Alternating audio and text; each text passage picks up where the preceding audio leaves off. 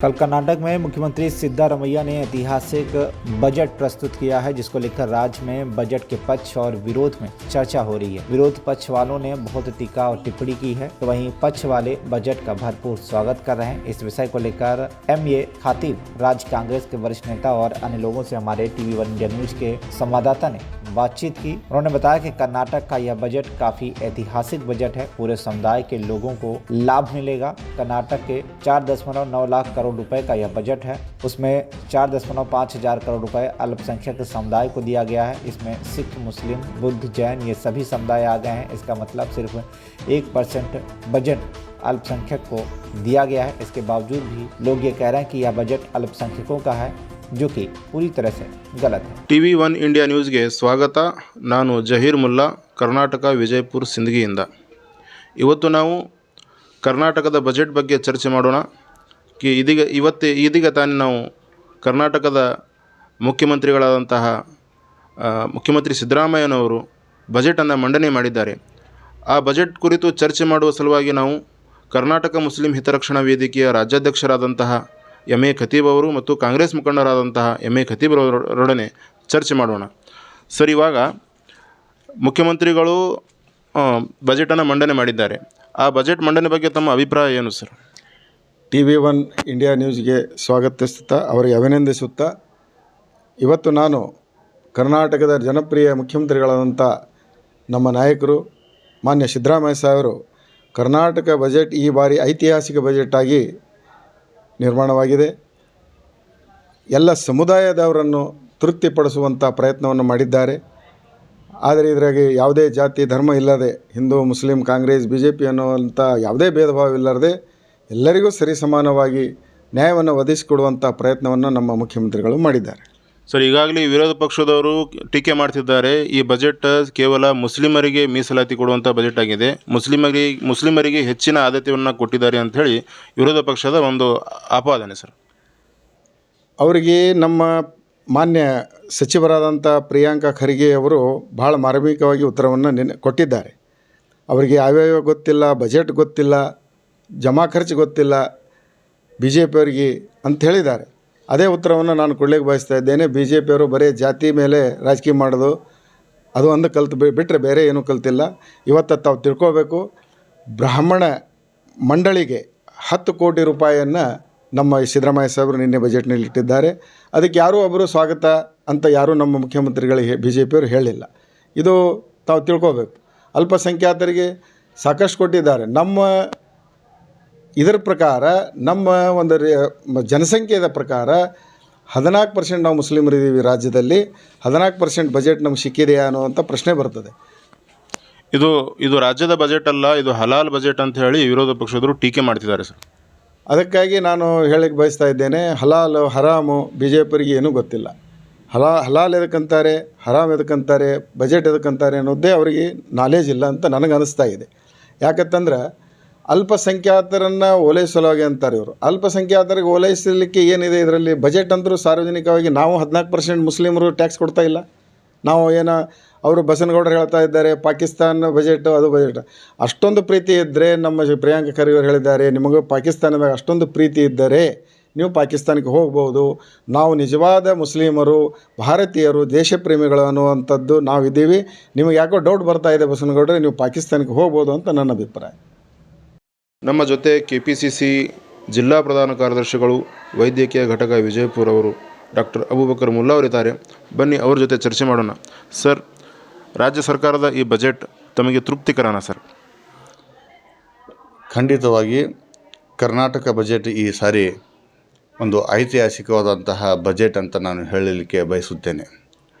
ಯಾಕಂದರೆ ಎಲ್ಲ ಸಮುದಾಯದವರಿಗೆ ಸರಿಸಮನಾಗಿ ಒಂದು ಸಹಾಯ ಮತ್ತು ಉಪಯೋಗವಾಗುವಂತಹ ಬಜೆಟ್ ಇದಾಗಿದ್ದು, ವಿಶೇಷವಾಗಿ ವಿಜಯಪುರ ಜಿಲ್ಲೆಗೆ 2026ರಿಂದ ಒಂದು ವಿಮಾನ ನಿಲ್ದಾಣ ಪ್ರಾರಂಭವಾಗುತ್ತೆ ಅನ್ನುವಂಥದ್ದನ್ನು ನಾನು ಈ ಸಂದರ್ಭದಲ್ಲಿ ಸಂತೋಷಕರವಾದಂತಹ ವಿಷಯ ಅಂತ ನಾನು ಹೇಳಲಿಕ್ಕೆ ಬಯಸ್ತಾ ಇದ್ದೇನೆ. ಅದೇ ರೀತಿಯಾಗಿ ಮುದ್ದೇಬಿಹಾಳಕ್ಕೆ ಒಂದು ರೈತರ ಕೃಷಿ ಸಂಶೋಧನಾ ಕೇಂದ್ರವನ್ನು ಸ್ಥಾಪಿಸಲಿಕ್ಕೆ ಒಂದು ತೆಗೆದುಕೊಂಡಂತಹ ನಿರ್ಧಾರ ನಿಜಕ್ಕೂ ಶ್ಲಾಘನೀಯ. ಹಾಗೂ ಕಿದ್ವಾಯಿ ಆಸ್ಪತ್ರೆ, ಕ್ಯಾನ್ಸರ್ ಆಸ್ಪತ್ರೆಯನ್ನು ರಾಯಚೂರಿನಲ್ಲಿ ಪ್ರಾರಂಭ ಮಾಡಲು ತೆಗೆದುಕೊಂಡಿರುವಂತಹ ನಿರ್ಧಾರಕ್ಕೆ ಅದಕ್ಕೂ ನಾನು ಈ ಸಂದರ್ಭದಲ್ಲಿ ಅಭಿನಂದನೆಯನ್ನು ವ್ಯಕ್ತಪಡಿಸ್ತಾ ಇದ್ದೇನೆ. ಯಾಕೆಂದರೆ ಕಲ್ಯಾಣ ಕರ್ನಾಟಕ ಹಾಗೂ ಉತ್ತರ ಕರ್ನಾಟಕ ಎರಡೂ ವಿಭಾಗದ ಜನರಿಗೆ ಈ ಒಂದು ಕಿದ್ವಾಯಿ ಕ್ಯಾನ್ಸರ್ ಆಸ್ಪತ್ರೆಯನ್ನು ಅನುಕೂಲಕರವಾಗಲಿದೆ.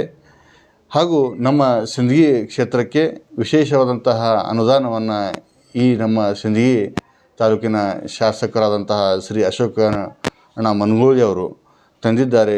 ಇವ್ರಿಗೂ ಸಹಿತ ಈ ಸಂದರ್ಭದಲ್ಲಿ ಕೃತಜ್ಞತೆಯನ್ನು ಸಲ್ಲಿಸಲಿಕ್ಕೆ ಬಯಸ್ತಾ ಇದ್ದೇನೆ.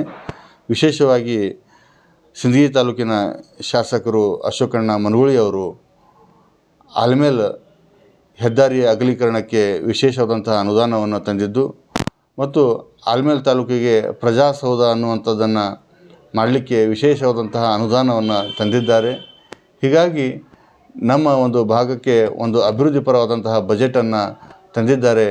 ಹೀಗಾಗಿ ಕರ್ನಾಟಕ ಸರ್ಕಾರಕ್ಕೂ ಹಾಗೂ ನಮ್ಮ ಸಿಂದಗಿ ಕ್ಷೇತ್ರದ ಶಾಸಕರಿಗೂ ಇಬ್ಬರಿಗೂ ಸಹಿತ ಈ ಸಂದರ್ಭದಲ್ಲಿ ಕೃತಜ್ಞತೆಯನ್ನು ಸಲ್ಲಿಸಲಿಕ್ಕೆ ಬಯಸ್ತಾ ಇದ್ದೇನೆ.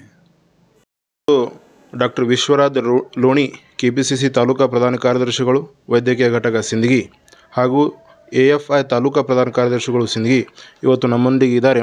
ಇವಾಗ ಕೇಳೋಣ ಸರ್, ಇತ್ತೀಚೆಗಷ್ಟೇ ಕರ್ನಾಟಕ ಸರ್ಕಾರ ಬಜೆಟನ್ನು ಮಂಡನೆ ಮಾಡಿದೆ. ಅದರ ಬಗ್ಗೆ ತಮ್ಮ ಅಭಿಪ್ರಾಯ ಏನು ಸರ್? ಈ ವರ್ಷದ 2025ನೇ ಸಾಲಿನ ಕರ್ನಾಟಕ ರಾಜ್ಯ ಮುಖ್ಯಮಂತ್ರಿ ಸಿದ್ದರಾಮಯ್ಯನವರು ಒಟ್ಟು 4.6 ಲಕ್ಷ ಕೋಟಿ ಬಜೆಟ್ ಮಂಡಿಸಿದ್ದು, ಇದರಲ್ಲಿ ಸರ್ವರಿಗೂ ಸಮಪಾಲು ಎನ್ನುವಂತೆ ಎಲ್ಲ ಸಮಾಜದ ಎಲ್ಲ ವರ್ಗದ ಜನರಿಗೂ ಹಾಗೂ ಮೂಲಭೂತ ಸೌಕರ್ಯಗಳಂಥ ವಿದ್ಯುತ್, ನೀರು, ರಸ್ತೆ, ಸಾರಿಗೆ, ಆರೋಗ್ಯ ಎಲ್ಲ ಇಲಾಖೆಗಳಿಗೂ ಕೂಡ ಸಮನಾದಂಥ ಒಂದು ಹಂಚಿಕೆಯನ್ನಾಗಿದ್ದು, ವಿಶೇಷವಾಗಿ ನಮ್ಮ ಉತ್ತರ ಕರ್ನಾಟಕ ಜಿಲ್ಲೆಗೆ ವಿಜಯಪುರದ ವಿಮಾನ ನಿಲ್ದಾಣಕ್ಕೆ ಹಸಿರು ನಿಶಾನೆಯನ್ನು ತೋರಿದ್ದು 2026ನೇ ಸಾಲಿನಲ್ಲಿ ವಿಮಾನ ನಿಲ್ದಾಣ ಕೂಡ ಪ್ರಾರಂಭಗೊಳ್ಳತಕ್ಕಂಥದ್ದು ಕೂಡ ನಮಗೆ ಸಂತೋಷದ ವಿಷಯವಾಗಿದೆ. ಹಾಗೂ ಗುಲ್ಬರ್ಗ ಜಿಲ್ಲೆಯ ಕ್ಯಾನ್ಸರ್ ಆಸ್ಪತ್ರೆ, ಕಿದ್ವಾಯಿ ಆಸ್ಪತ್ರೆಯನ್ನು ಮಾಡಿದ್ದು ಹಾಗೂ ಮುದ್ದೇಬೇಳದಲ್ಲಿ ಕೃಷಿಗೆ ಒಂದು ಕಚೇರಿಗಳನ್ನು ನೀಡಿದ್ದು, ಇವೆಲ್ಲ ನಮ್ಮ ಉತ್ತರ ಕರ್ನಾಟಕಕ್ಕೆ ಒಂದು ಬಹಳಷ್ಟು ಅನುಕೂಲ ಆಗಿದೆ. ಈ ಬಜೆಟ್ನಿಂದ ಸರ್ವರಿಗೂ ಒಳಿತಾಗಿದೆ ಅಂತನ್ನುವಂಥದ್ದು ನನ್ನೊಂದು ಅನಿಸಿಕೆಯಾಗಿದೆ. ಹಾಗೂ ಇದರಲ್ಲಿ ವಿಶೇಷವಾಗಿ ಈ ಅಂಗನವಾಡಿ ಕಾರ್ಯಕರ್ತರಿಗೆ ಮತ್ತು ಬಿಸಿಯೂಟ ಕಾರ್ಯಕರ್ತರಿಗೆ ಸಹಾಯಧನ ನೀಡುವುದಾಗಲಿ ಮತ್ತು ಮಕ್ಕಳಿಗೆ ವಾರದಲ್ಲಿ 6 ದಿವಸ ಮೊಟ್ಟೆ ಮತ್ತು ಬಾಳೆಹಣ್ಣು ನೀಡುವುದರಿಂದ ನಾನೊಬ್ಬ ವೈದ್ಯನಾಗಿದ್ದು ಮಕ್ಕಳಿಗೆ ಇದರಿಂದ ಬಹಳಷ್ಟು ಪೌಷ್ಟಿಕಾಂಶವನ್ನು ದೊರೆಯುತ್ತಿದ್ದು, ಮೊಟ್ಟೆ ಮತ್ತು ಈ ಬಾಳೆಹಣ್ಣಿನಿಂದ ಮಕ್ಕಳ ಆರೋಗ್ಯದಲ್ಲಿ ಬಹಳಷ್ಟು ಬೆಳವಣಿಗೆಯಲ್ಲಿ ಸಹಕಾರಿಯಾಗ್ತದೆ ಅಂತ ಹೇಳ್ತಾ ನಾನೊಂದೆರಡು ಅನಿಸಿಕೆಯನ್ನು ಹೇಳ್ತೇನೆ. ಡಾಕ್ಟರ್ ಹಾಜಿ ನದಾಫ್ KPCC ತಾಲೂಕಾ ಕಾರ್ಯದರ್ಶಿಗಳು ವೈದ್ಯಕೀಯ ಘಟಕ ಇವತ್ತು ನಮ್ಮ ಜೊತೆಗಿದ್ದಾರೆ. ಬನ್ನಿ ಸರ್, ಕರ್ನಾಟಕ ಸರ್ಕಾರ ಇತ್ತೀಚೆಗಷ್ಟೇ ಬಜೆಟ್ ಮಂಡನೆ ಮಾಡಿದೆ. ಆ ಬಜೆಟ್ ಬಗ್ಗೆ ನಿಮ್ಮ ಅನಿಸಿಕೆ ಏನು ಸರ್? ಸನ್ಮಾನ್ಯ ಶ್ರೀ ಮುಖ್ಯಮಂತ್ರಿಗಳಂತ ಸಿದ್ದರಾಮಯ್ಯನವರು ದಾಖಲೆಯ 16ನೇ ಬಜೆಟ್ ಇಂದು ಮಂಡಿಸಿದ್ದಾರೆ. ಅವರ ದಾಖಲೆಯ 16ನೇ ಬಜೆಟ್ ಒಂದು ಅತ್ಯಂತ ನಮ್ಮ ಕರ್ನಾಟಕದಲ್ಲಿ ಯಾರೂ ಮಾಡಲಾರದಂಥ ಒಂದು ಸಾಧನೆ ಅಂತ ಹೇಳ್ಬೋದು. ಹಾಗಾಗಿ ಸನ್ಮಾನ್ಯ ಮುಖ್ಯಮಂತ್ರಿಗಳಾದಂಥ ಸಿದ್ದರಾಮಯ್ಯನವರಿಗೆ ಬಜೆಟ್ ಮಂಡನೆಯಲ್ಲಿ ಯಾವುದೇ ಥರವಾದಂಥ ಅವರು ಕಡಿಮೆಯಂತೂ ಮಾಡಿಲ್ಲ. ಯಾಕಂದರೆ ಕರ್ನಾಟಕ ರಾಜ್ಯದ ಸಮಗ್ರ ಅಭಿವೃದ್ಧಿಗಾಗಿ ಇದೊಂದು ವಿಶಿಷ್ಟವಾದಂಥ ಬಜೆಟ್ ಅಂತಲೇ ಅನ್ಬೋದು. ಸನ್ಮಾನ್ಯ ಶ್ರೀ ಮುಖ್ಯಮಂತ್ರಿಯವರು ಬಸವ ಅಂಬೇಡ್ಕರ್ ಹಾಗೂ ಅವರ ಆಶಯದಂತೆ ಸಮಾಜದ ಪ್ರತಿಯೊಬ್ಬರಿಗೂ ಅನುಕೂಲವಾಗುವಂಥ ಸಶಕ್ತಿ, ಸದೃಢ ಹಾಗೂ ಸ್ವಾವಲಂಬನೆಯುಕ್ತ ಹಾದಿಯನ್ನು ಬಿಂಬಿಸುವ ಜನಸಾಮಾನ್ಯರ ಬಜೆಟನ್ನು ಇವತ್ತು ಮಂಡಿಸಿದ್ದಾರೆ ಅಂದರೆ ತಪ್ಪಾಗಲಾಗದು. ಯಾಕಂದರೆ ನಮ್ಮ ವಿಜಯಪುರಕ್ಕೆ ಯಾವತ್ತೂ ನಮ್ಮ ಕನಸಾದಂತಹ ವಿಮಾನ ನಿಲ್ದಾಣವನ್ನಾಗಲಿ ಹಾಗೂ ಕೆಲವೊಂದು ಕಡೆ ಮುದ್ದೇಬೇಳ ತಾಲೂಕಿನ ಕೃಷಿ ಸಂಶೋಧನಾ ಕೇಂದ್ರ ಹಾಗೂ ರಾಯಚೂರಿನಲ್ಲಿ ಕಿದ್ವಾಯಿ ಆಸ್ಪತ್ರೆ, ಈ ರೀತಿಯಾಗಿ ಬಡವಪರ ಹಾಗೂ ಜನಸಾಮಾನ್ಯರಿಗೆ ಪ್ರತಿಯೊಬ್ಬ ಸಮಾಜದ ಎಲ್ಲ ಹಂತದಲ್ಲಿಯೂ ಕೂಡ ಶ್ರೀಮಂತನಿಂದ ಹಿಡಿದು ಬಡವರಿಗೂ ಅನುಕೂಲವಾಗುವಂಥ ಒಂದು ಬಜೆಟನ್ನು ಮಂಡಿಸಿದ್ದಾರೆ. ವೈದ್ಯಕೀಯ ಕ್ಷೇತ್ರಗಳಲ್ಲಾಗಲಿ ರಾಯಚೂರಿನಲ್ಲಿ ಕಿದ್ವಾಯಿ ಆಸ್ಪತ್ರೆ ನಿರ್ಮಾಣಗೊಂಡಿದೆ ಹಾಗೂ ಕಲ್ಯಾಣ ಕರ್ನಾಟಕ, ಉತ್ತರ ಕರ್ನಾಟಕ ಎಲ್ಲ ಜನರಿಗೂ ಕ್ಯಾನ್ಸರ್ ಪೀಡಿತ ರೋಗಗಳ ಅನುಕೂಲಕರವಾದಂಥ ಒಂದು ಬಜೆಟ್ ಇದು ಆಗಿದೆ. ಕೈಗಾರಿಕಾ ಸ್ಥಾಪನೆ ಮತ್ತು KIDB ಜಾಗ ಹಂಚಿಕೆಯಲ್ಲಿ ಮುಸ್ಲಿಂ ಸಮುದಾಯಕ್ಕೆ 20% ಮೀಸಲನ್ನು ಕೊಟ್ಟಿದ್ದಾರೆ. ಹಾಗೂ ಇನ್ನಿತರ ಸಮುದಾಯಗಳಿಗೆ ಹಾಗೂ ವಿದ್ಯಾರ್ಥಿಗಳಿಗಾಗಿ ಸ್ಪರ್ಧಾತ್ಮಕ ಪರೀಕ್ಷೆಗಳ ತರಬೇತಿ ಕೇಂದ್ರ, 169 ಹಾಸ್ಟೆಲ್ಗಳ ಸೌಲಭ್ಯಗಳು, ಸಿಖ್ ಬೌದ್ಧ ಸಮುದಾಯಕ್ಕೆ ಸಿದ್ದರಾಮಯ್ಯನವರ ಕಾಳಜಿ ಹಾಗೂ ಸುಮಾರು 51,034 ಕೋಟಿ ರೂಪಾಯಿಗಳು ಪಂಚ ಗ್ಯಾರಂಟಿಗಾಗಿ ಮೀಸಲಿಟ್ಟಿದ್ದಾರೆ. ಎಲ್ಲ ವಿರೋಧ ಪಕ್ಷದ ನಾಯಕರಾಗಲಿ ಯಾವುದೇ ರಾಜಕೀಯ ನಾಯಕರಾಗಲಿ ಅವರಲ್ಲಿ ಎಲ್ಲರಿಗೂ ಒಂದು ಪ್ರಶ್ನೆ ಮೂಡುವಂಥ ಮಾಡ್ತಾಯಿದ್ರು. ಇಷ್ಟೊಂದು ಬಜೆಟ್ ಮಂಡನೆ ಮಾಡಲಿಕ್ಕೆ ಹೇಗೆ ಸಾಧ್ಯ? ಸನ್ಮಾನ್ಯ ಶ್ರೀ ಮುಖ್ಯಮಂತ್ರಿಯವರು ಗ್ಯಾರಂಟಿ ಯೋಜನೆಗಾಗಿ ತುಂಬ ಕರ್ನಾಟಕ ಸರ್ಕಾರವನ್ನು ಸಾಲದಲ್ಲಿ ಸಿಲುಕಿಸಿದ್ದಾರೆ ಅಂತ ಮಾತನಾಡ್ತಾಯಿದ್ರು. ಪರಿಸ್ಥಿತಿ ಹಾಗಿಲ್ಲ. ಪರಿಸ್ಥಿತಿ ಹೇಗಿದೆ ಅಂದರೆ, ಕರ್ನಾಟಕದ ಪರಿಸ್ಥಿತಿ ಹಿಂದೆ 2013ರಿಂದ 2018ರಲ್ಲಿ ಸನ್ಮಾನ್ಯ ಶ್ರೀ ಸಿದ್ದರಾಮಯ್ಯನವರು ನಮ್ಮ ದೇಶದಲ್ಲಿಯೇ ನಂಬರ್ 1 ಮುಖ್ಯಮಂತ್ರಿ ಅಂತ ಆಡಿಟ್ ರಿಪೋರ್ಟ್ ಹೇಳಿದೆ. ಇದು ನಮ್ಮ ಇಂಡಿಯಾ ಸರ್ವೆ ಅಲ್ಲ, ಅಮೇರಿಕದಾಗಲಿ ಇವನ್ ಆಕ್ಸ್ಫರ್ಡ್ ಯೂನಿವರ್ಸಿಟಿದವರು ಕೂಡ ಸರ್ವೆ ಮಾಡಿದ್ದಾರೆ. ಅವರ ಪ್ರಕಾರವೇ ಇವತ್ತಿನ ಗ್ಯಾರಂಟಿ ಯೋಜನೆ ಅದು ವಿಶ್ವದಲ್ಲೇ ಅತ್ಯಂತ ಒಂದು ಅನುಕೂಲಕರವಾದ, ಸಮಾಜದ ಪ್ರತಿಯೊಬ್ಬ ನಾಗರಿಕನಿಗೂ ಸಿಗುವಂಥ ಸೌಲಭ್ಯಗಳು. ನಾಗರಿಕನೇ ಅಂದರೆ ಅತ್ಯಂತ ಕೆಳ ಸಮಾಜದ ವರ್ಗ, ಯಾವುದೇ ಒಂದು ಸಮುದಾಯ ಆಗಲಿ, ಮುಸ್ಲಿಂ ಆಗಲಿ, ಕ್ರಿಶ್ಚಿಯನ್ ಆಗಲಿ, ಹಿಂದೂ ಆಗಲಿ, ಗ್ಯಾರಂಟಿ ಎಲ್ಲರಿಗೂ ತಲುಪ್ತಾ ಇದೆ. ಅದೊಂದೇ ಗ್ಯಾರಂಟಿಯಲ್ಲಿನೇ ಇವತ್ತು ಸನ್ಮಾನ್ಯ ಶ್ರೀ ಸಿದ್ದರಾಮಯ್ಯನವರು 4 ಲಕ್ಷ ಕೋಟಿಗಳಿಗೂ ಮಿಗಿಲಾಗಿ ಬೃಹತ್ ಆದಂಥ ಒಂದು ಬಜೆಟನ್ನು ಮಂಡಿಸಿದ್ದಾರೆ. ಇದು ಅತ್ಯಂತ ಎಲ್ಲರಿಗೂ ಅನುಕೂಲಕರವಾದಂಥ ಒಂದು ಬಜೆಟ್ ಆಗಿದೆ. ವಿರೋಧ ಪಕ್ಷದವರು ಅವ್ರ ತಮ್ಮ ಕೆಲಸನೇ ಇದೆ, ಹೇಳ್ತಾ ಇರ್ತಾರೆ ಗ್ಯಾರಂಟಿ ಯೋಜನೆ ಮಾಡಿದ್ರು, ಸರ್ಕಾರ ಸಾಲದಲ್ಲಿ ಸಿಕ್ತು, ಸಾಲದಿಂದ ಹೊರ ಬರ್ತಾ ಇಲ್ಲ, ಇದೆಂಥ ಯಾವ ರೀತಿಯಾದಂಥವ್ರಿಗೆ ಬಜೆಟ್ ಮಂಡಿಸ್ತಾರೆ, ಬರೀ ಸುಳ್ಳುಗಳು ಹೇಳ್ತಾರೆ, ಹಿಂದಿನದಷ್ಟೇ ಮುಂದುವರ್ಸ್ಕೊತ ಹೋಗ್ತಾರೆ. ಪರಿಸ್ಥಿತಿ ಆಗಿಲ್ಲ. ಭಾರತದಲ್ಲಿ ಕೇಂದ್ರದಲ್ಲಿ ಬಜೆಟ್ ಏನು ಮಂಡನೆಯಾಗಿತ್ತು ಅದಕ್ಕಿಂತ ಅತ್ಯಂತ ಮಹತ್ವದ್ದು, ಅದಕ್ಕಿಂತ ಉತ್ಕೃಷ್ಟವಾದದ್ದು.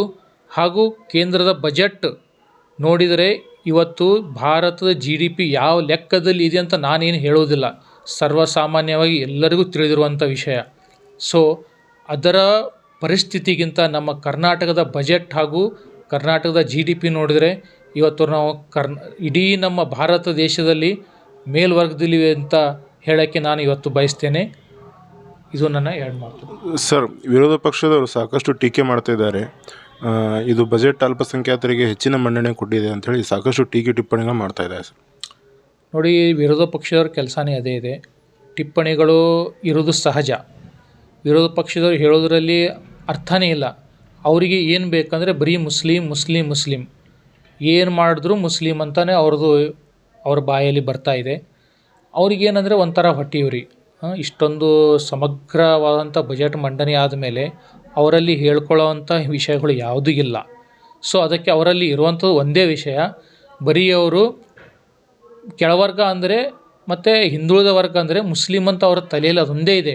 ಇದರಿಂದ ಅವರು ಏನು ಮಾಡ್ತಾಯಿದ್ದಾರೆ, ಸಮಾಜದಲ್ಲಿ ಒಂದು ಒಡಕನ್ನು ಉಂಟು ಮಾಡ್ತಾಯಿದ್ದಾರೆ, ತೊಡಕನ್ನು ಉಂಟು ಮಾಡ್ತಾಯಿದ್ದಾರೆ. ಮುಸ್ಲಿಮಸ್ತರು ಅಂತ ಹೆಸರು ಹೇಳಿದ್ರೆ ಸಾಕು, ಕಾಂಗ್ರೆಸ್ ಗೌರ್ಮೆಂಟು ಕೆಳಗಿಳಿಯುತ್ತೆ, ನಮ್ಮ ಜೊತೆ ನಮಗೆ ವೋಟ್ ಹಾಕ್ತಾರೆ ಅಂತ ಅದೊಂದು ಬರೀ ಕನಸು. ಆ ಕನಸು ಮಾತ್ರ ಕನಸೇ ಆಗಿದೆ. ಎಲ್ಲ ಕರ್ನಾಟಕದ ಜನ ತುಂಬ ಜಾಣರಿದ್ದಾರೆ, ಎಲ್ಲವನ್ನು ಅವಲೋಕಿಸ್ತಾರೆ. ಯಾವುದು ಸರಿ ಯಾವುದು ತಪ್ಪು ಅಂತ ಪ್ರತಿಯೊಬ್ಬನೂ ವಿಚಾರ ಮಾಡುವಂಥ ಶಕ್ತಿ ಅವರಲ್ಲಿ ಇದೆ. ಸೊ ಇದು ಅವ್ರಿಗೆ ಹೇಳೋದಕ್ಕೂ ಆಗ್ತಾ ಇರೋದಕ್ಕೂ ಏನೂ ಸಂಬಂಧ ಇಲ್ಲ. कर्नाटक से जाहिर मुल्ला की रिपोर्ट, TV1 इंडिया न्यूज़.